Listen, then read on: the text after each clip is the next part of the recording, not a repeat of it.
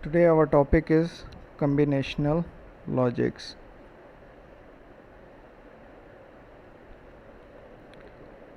So what are the combinational circuits?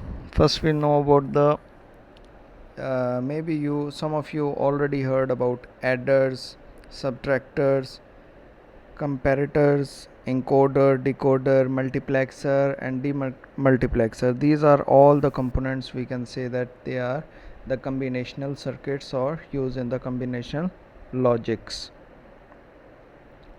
Before going to the combinational logics, let me give you a brief background that about digital circuit and the branches of digital circuits, so that it will be helpful for you to understand combinational logics or combinational circuits. First of all, digital circuits are of two types, because we are studying digital, we are not studying analog communication, and analog circuits are totally different, which we already discussed in our early lectures. But in digital circuits we can say that circuits can be of two types: combinational circuits and sequential circuits.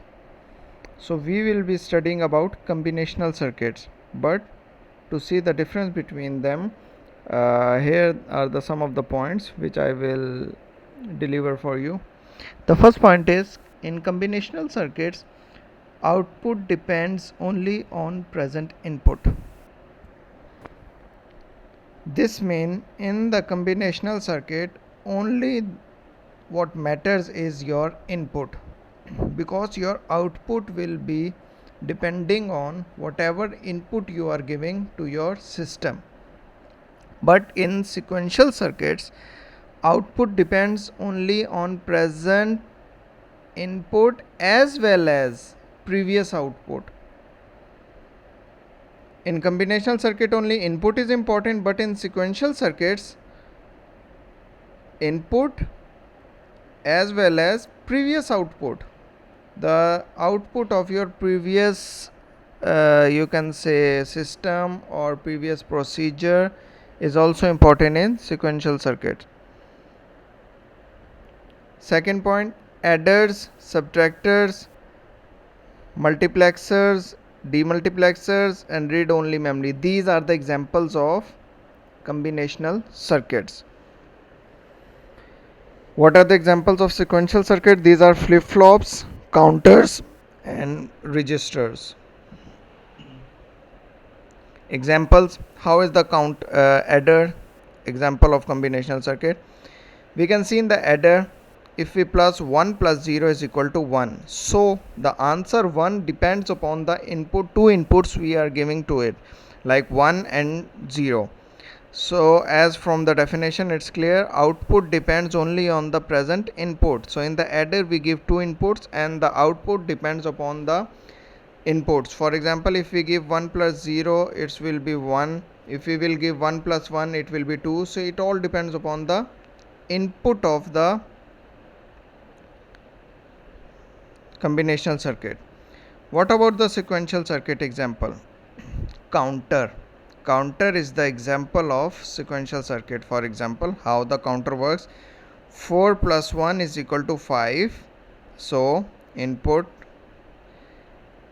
Now the second time, 5 plus 1, 5 is the output of the previous procedure, and it will add one input, so the output will be the combination of input plus the output of the previous procedure.